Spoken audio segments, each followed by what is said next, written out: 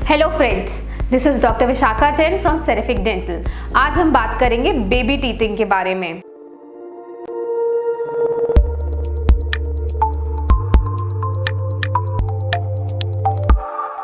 सबसे पहले शुरू करते हैं कि बच्चों के दांत आना कब शुरू होते हैं। तो एक एवरेज टाइम होता है 6 मंथ्स, जब बच्चों के दांत इरप्ट होना, गम्स में से बाहर निकलने शुरू होते हैं।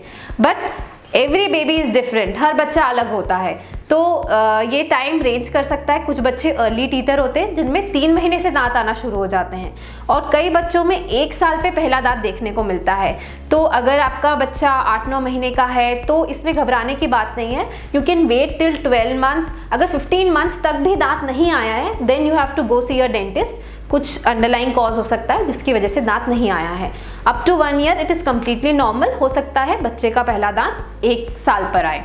अब दांत निकलते समय क्या क्या सिम्टम्स होते हैं, इस बारे में बात करते हैं। सबसे पहले एक बहुत कॉमन सिम्टम ये होता है कि बच्चा हर चीज़ को मुंह में डालता है। जो भी उसके आसपास चीज़ होती है उसका मन करता है उसको मुंह में डाले।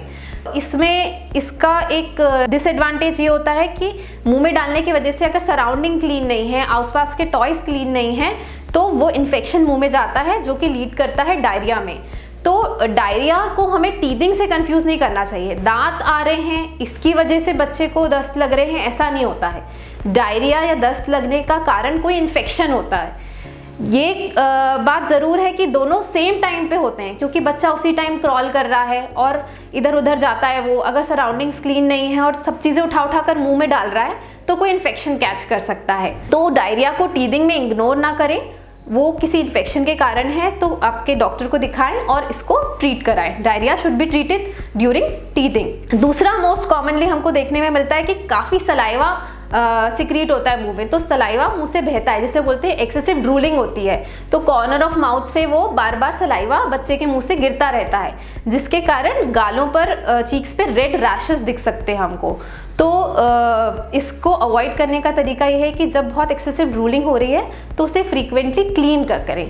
एक अच्छा साफ कपड़े से उसे बार बार क्लीन और ड्राई रखें फेस को, जिससे रेड रैशेस ना हो। तीसरी चीज़ होती है कि जब टीथिंग हो रही है तो माइल्ड टेम्परेचर इंक्रीज होता है बॉडी का, जिसे हम लो ग्रेड फीवर कह सकते हैं। एक्चुअली फीवर नहीं होता क्योंकि बहुत ही कम टेम्परेचर राइज होता है।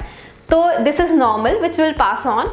जब टीथिंग सेटल होगी थोड़ी तो ये फीवर भी चला जाएगा। बट अगर हाई ग्रेड फीवर है then it is a cause of concern. मतलब ये आपको उसको सीरियसली लेना है and you have to go see your paediatrician. दिखाना है डॉक्टर को कि क्या रीज़न है जिसकी वजह से फीवर आ रहा है बच्चे को। But mild rise in temperature is completely normal.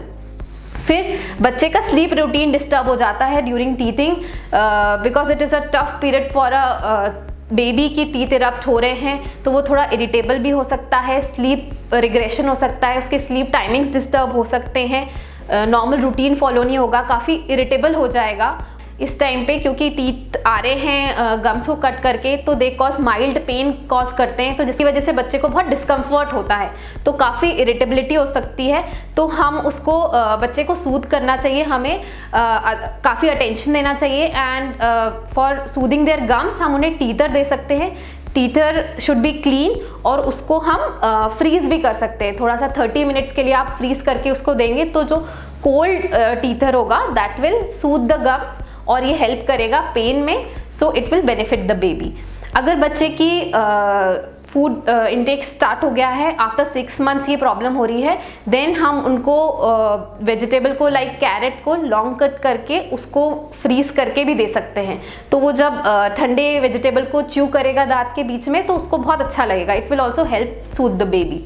So I hope I have made it clear कि क्या क्या सिम्टम्स होते हैं, क्या चीज़ें नॉर्मल होती हैं टीथिंग में और क्या चीज़ें एबनॉर्मल हैं जो कि कॉज हो सकती हैं किसी इन्फेक्शन का। उसे लाइटली नहीं लेना चाहिए। अगर कोई और आपको क्वेश्चन है टीथिंग के बारे में तो कमेंट सेक्शन में ज़रूर कमेंट करें। We will be happy to answer that. Thank you so much.